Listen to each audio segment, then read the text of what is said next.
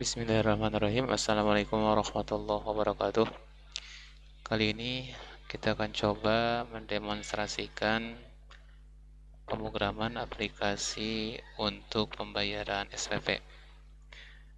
Di sini ada aplikasi untuk SIM SPP namanya.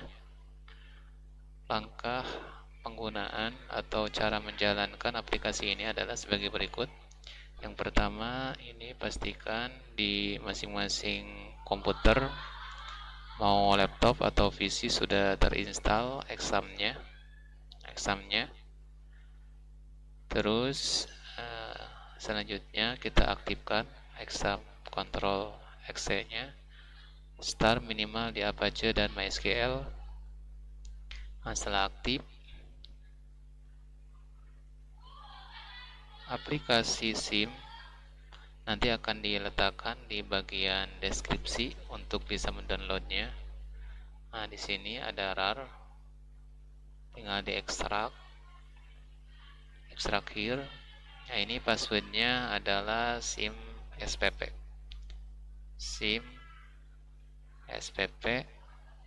Oke. Tinggal tunggu sampai selesai seperti ini. Pastikan hasil ekstrakan tersimpan di htdoc di sini. Seperti ini. Ini juga sudah disiapkan database-nya. Kalau sudah disimpan di htdoc, terus kita buka browser,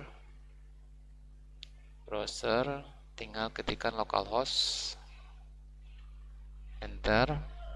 Kita masuk ke phpMyAdmin. Kita buatkan database. Nama database-nya, ini database-nya sudah disiapkan di db, di folder db ini, sippm.sql. Kita buatkan database-nya dengan nama tadi sippm. Kita cek lagi, sippm buat. Setelah itu sudah dibuatkan database sippm, pilih import, pilih cost file, dan arahkan ke bagian folder tadi yang ada di SIM SPP. Saya letakkan di exam733 di htdoc, SIM SPP, ini DB. Ini di double klik. Kalau sudah, pilih kirim. Tunggu sampai proses pengimporan berhasil, sampai tadi format SQL masuk ke phpMyAdmin, ke database ini. Sambil nunggu masuknya ke dalam database, kita buka tabulasi baru. Kita masukkan localhost,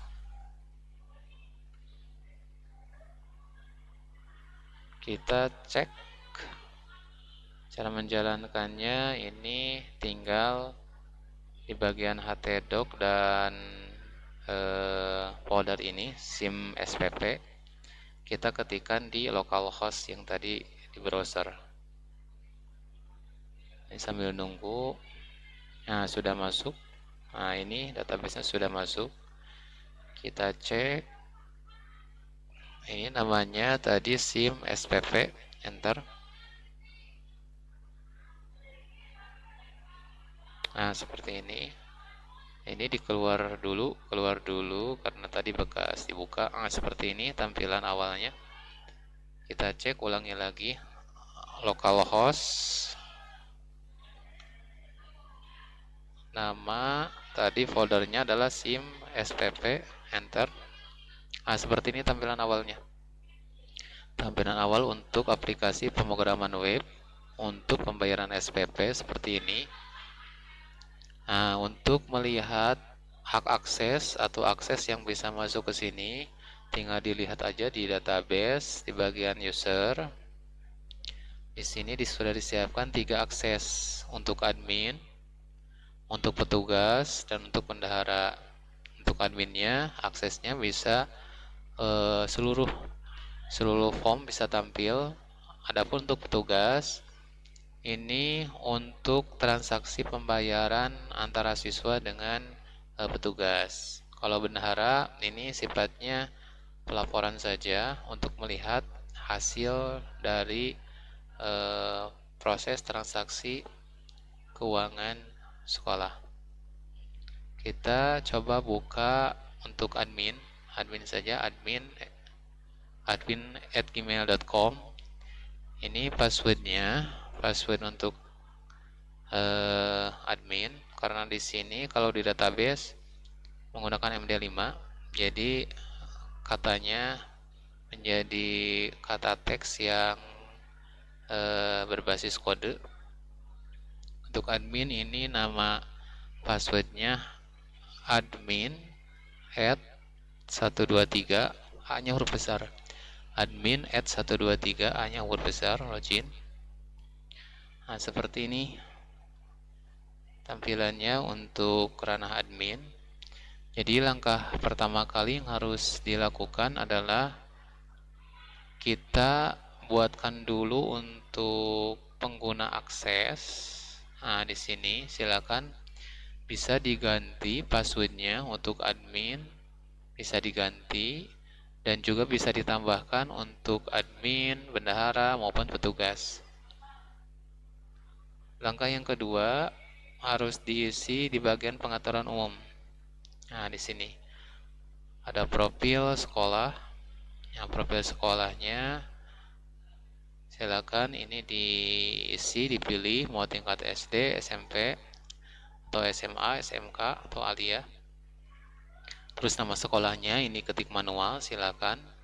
Alamat sekolah, nama sekolah, kabupaten, nomor telepon. Nah, misalnya di sini mau ditambahkan logo, tinggal pilih cast file, silakan pilih logo. Pilih logo dengan format gambar. Kalau sudah, terus pilih bulan. Nah, bulan untuk pembayaran bulanan. Silakan ditambahkan selama 1 tahun. Mulai biasanya kalau ajaran baru mulai Juli, Agustus sampai Juni. Terus kalau sudah tahun pelajaran tinggal ditambahkan tahun pelajaran berapa sampai berapa. Terus kelas. Nah, kelas ini cukup kelas 10, 11, 12. Kalau misalnya ada kelas 13, tinggal ditambahkan saja di sini kelas 13 seperti ini. Simpan. Nah, seperti ini. Terus untuk jurusan, nah jurusannya tinggal ditambah. Jurusannya kalau untuk tingkat SD biasanya ini jurusannya umum SD. Kalau untuk SMP juga sama umum. Kalau SMA itu ada IPA, IPS, bahasa dan lainnya. Kalau SMK ini lebih beragam lagi. Silakan bisa misalnya jurusan multimedia disingkat menjadi misalnya MM, simpan. Nah, seperti ini. Terus peserta didik. Nah, di sini ini bisa ditambahkan secara manual dengan cara tambah data. Seperti ini, misalnya nama lengkap. Misalnya di sini Ridwan sebagai contoh. Laki-laki, tempat lahir misalnya Garut, tanggal lahir ini secara sembarang contohnya. Nah, seperti ini. Hobi misalnya sepak bola, nomor handphone. Kalaupun misalnya tidak tahu data yang realnya, ini bisa pakai strip saja seperti ini. Ini contoh saja seperti ini. Alamatnya misalnya tidak tahu pakai strip boleh. Nah, di sini ada data sekolah, NIS atau NIM-nya silakan diisi, NIS-nya. Password-nya yang nanti diakses oleh siswa silakan masukkan. Ini contoh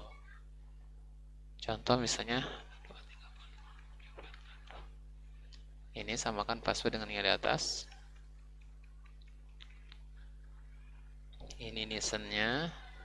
Nah, jurusan yang dipilih tadi yang sudah dientrikan. Contoh misalnya multimedia. Pilihan kelas pilih.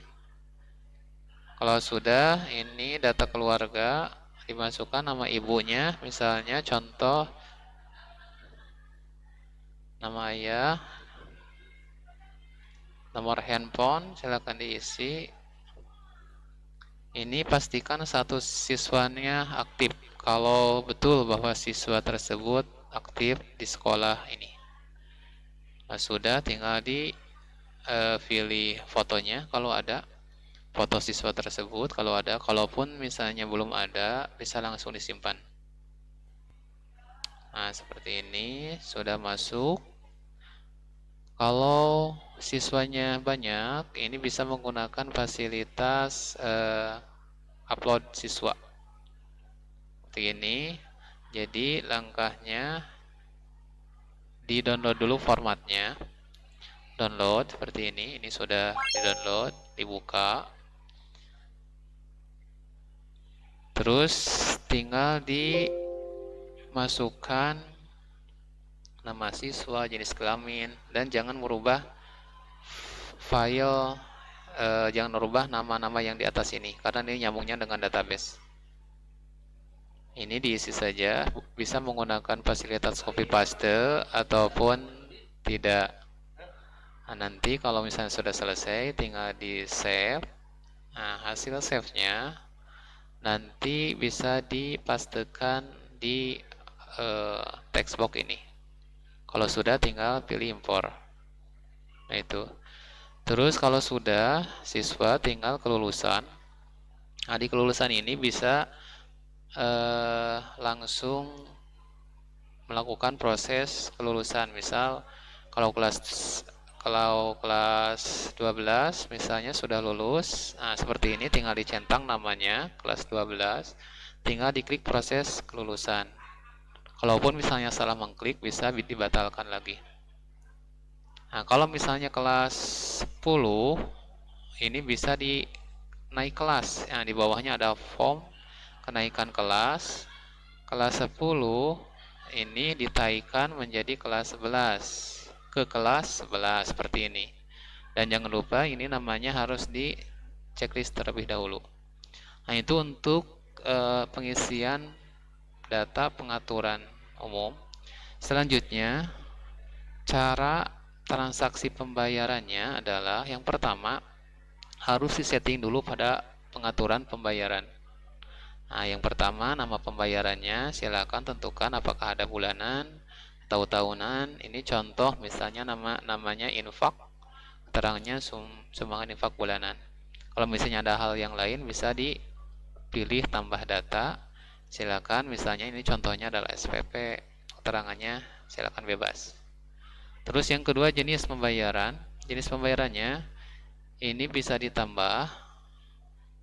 Jenis pembayarannya ini adalah hasil entrian yang tadi nama pembayaran.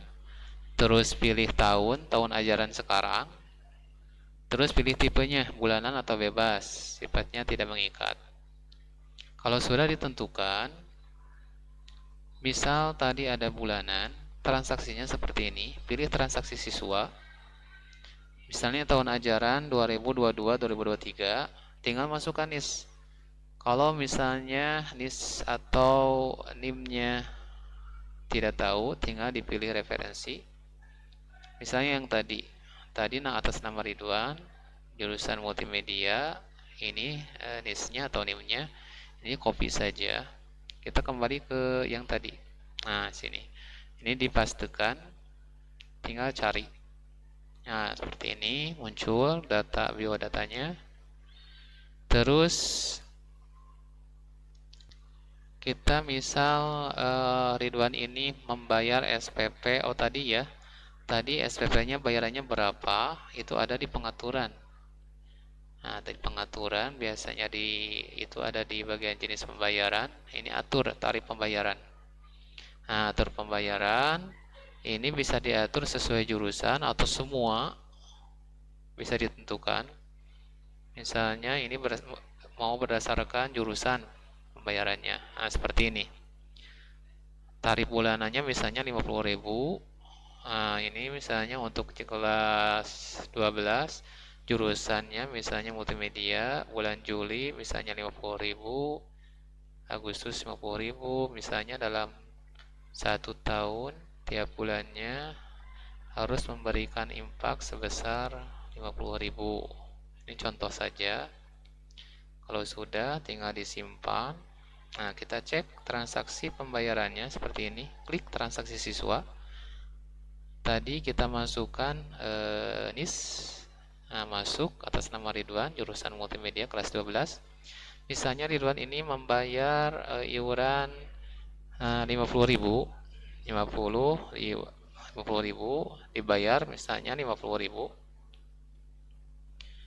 Nah, terus kalau sudah dibayar 50.000, ini ada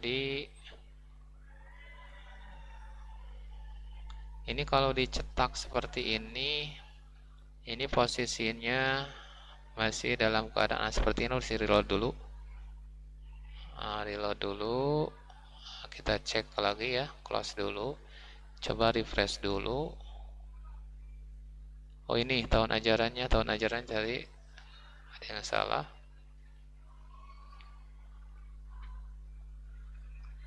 Masukkan. Nah, di sini ada bulanan, ada tagihan ya. Misalnya Ridwan ini membayar hanya 1 bulan 50.000, dibayar 50.000. Nah, kalau sudah dibayar seperti ini, pengembaliannya 0. Tinggal mau yang dibayarkan Ridwan itu bulan apa? Contoh misalnya bulan Juli, tinggal cek saja bulan Juli. Klik. Nah, oke. Nah, seperti ini. Nah, jadi seperti ini. Dibayarkan tanggal 21 Januari 2023, bulan Juli. Untuk cek buktinya yang nanti diserahkan kepada Ridwan seperti ini.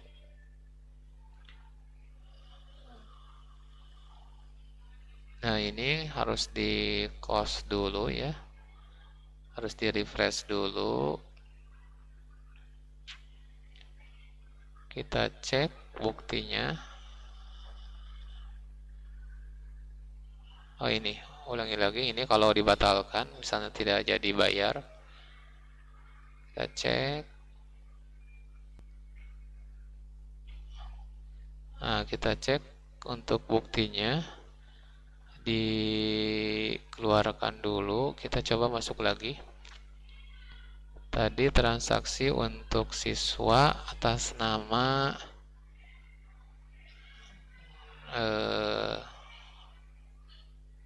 Ridwan ya.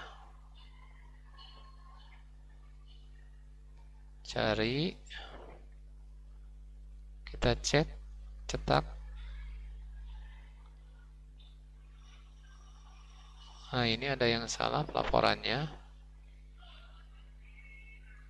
Ada yang salah dalam pelaporannya. Kita cek, cetak semua tagihan, muncul nggak? Nah, ini masih error.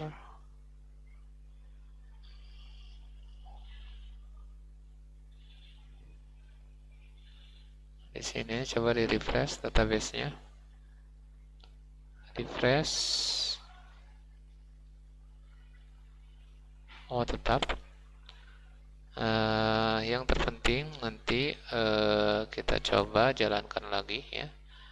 Kita jalankan lagi. Kalau ini ada transaksi umum, ini untuk pengeluaran dan penerimaan kas sekolah. Dan kalau misalnya sudah dilaksanakan dalam bulanan atau tahunan, bisa di backup database.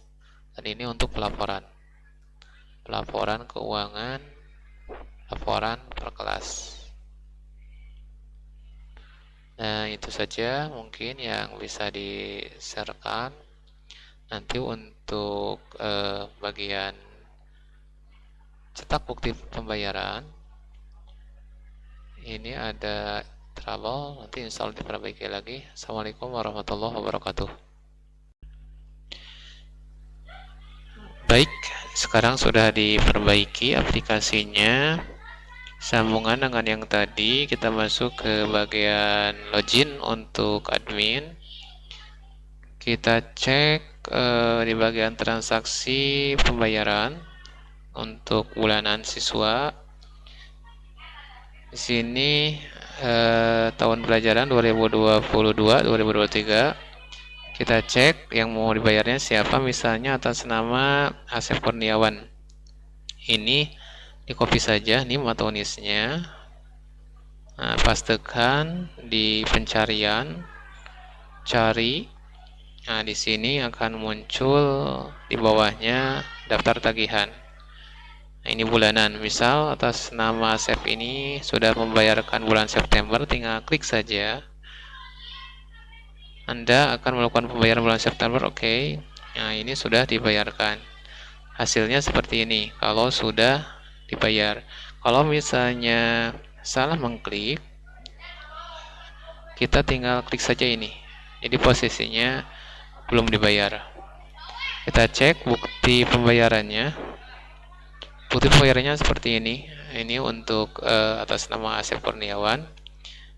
Periode bulan Juli, Agustus, September sudah dibayarkan. Yang nantinya bisa di-print dan diserahkan ke atas nama Asep Kurniawan. Nah, itu untuk transaksi bulanan. Adapun ini ada transaksi umum. Ini jika ada pemasukan pengeluaran ke sekolah.